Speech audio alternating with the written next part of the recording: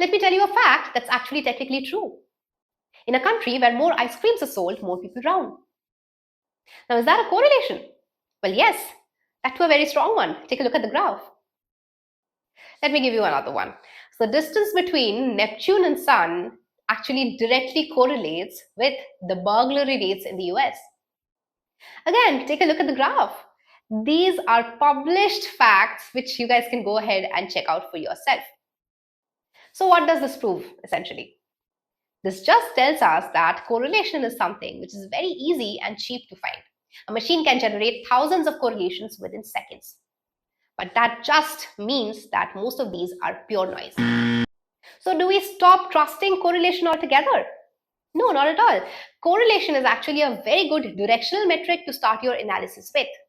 But when you're trying to prove that, movement of X is actually causing the movement of Y, that's called causation. And there's a subtle difference between the two. That's exactly why we write hypothesis before an experiment rather than after it. In this video, we're going to talk about in detail about causation, different kinds of hypotheses, and how to write it. So without any further ado, let's dive right in. Hey guys, this is Ankita and welcome to the Data Couple. So let's discuss today, why do smart teens still make the same mistake of getting confused between causation and correlation? Well, that's because correlation is seductive. When in data you are seeing that two things are moving together, your brain will automatically make you think that A is causing B or vice versa. There are three specific traps that can make you think this. One is confounders. So let's take the first example that we started the video with, the ice cream and the drowning. Now, of course, ice cream buying is not causing the drowning, but rather there's a third variable which is affecting both of these. Heat or summer season. Let's say in a hot and humid country like India, more people will buy ice cream because for obvious reason. And of course, more people will go to swim in a pond or a lake, which will cause the higher drowning rate as well. So of course, ice cream is not causing the drowning, but a third variable, which is weather in our case, is causing both of these. Now in this case, weather is the confounding variable, which is the third but hidden variable which is causing both of these, and A and B in reality actually have no relationship whatsoever. So be very aware of confounders in your data. They have a way of creeping in real life experiments. Now the second thing, which is reverse causality. So in data, you might be thinking that A is causing B, but in reality, B might be causing A.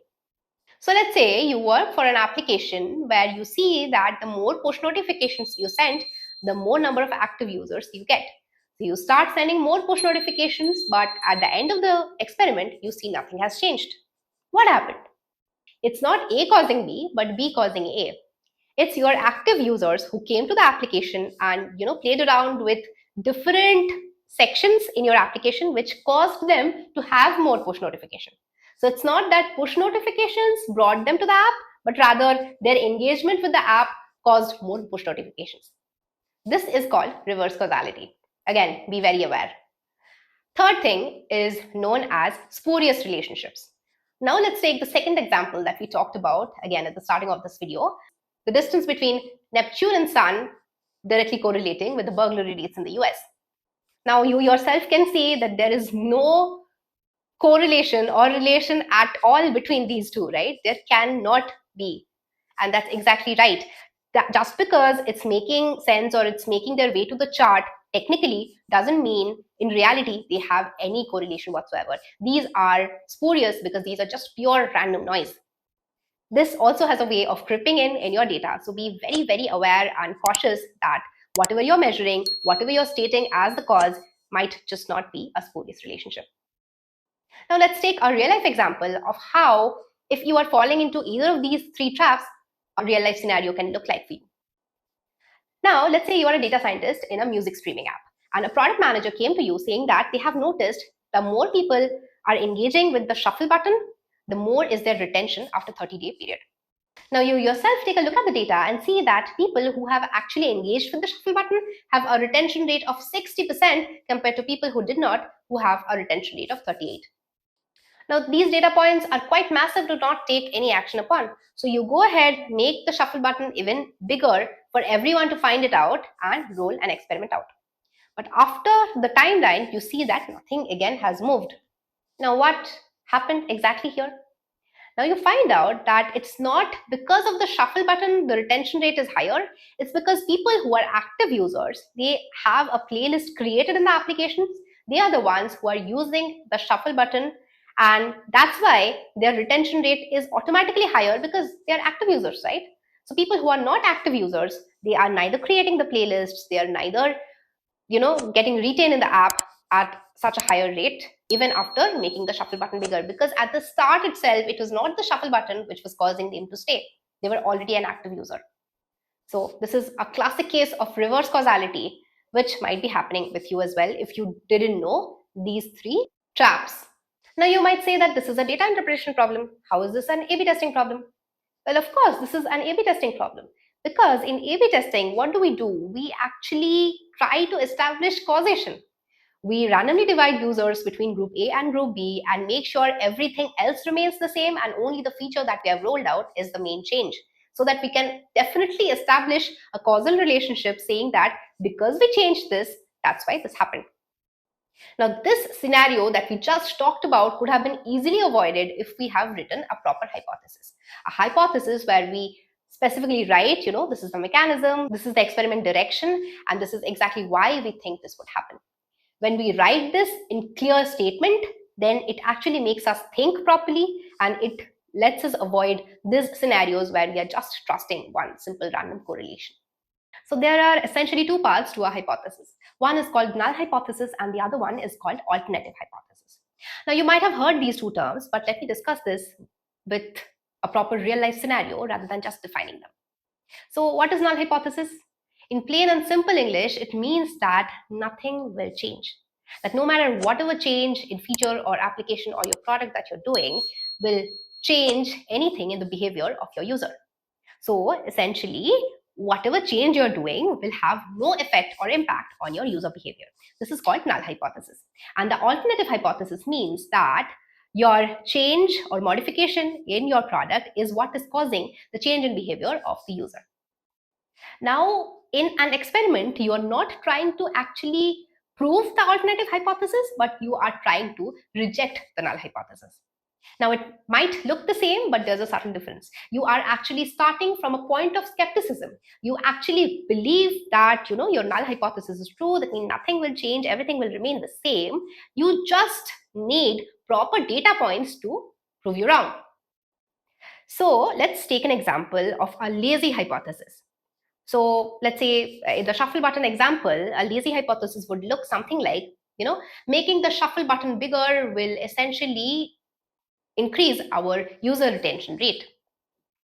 But what would a proper hypothesis will look like in this scenario?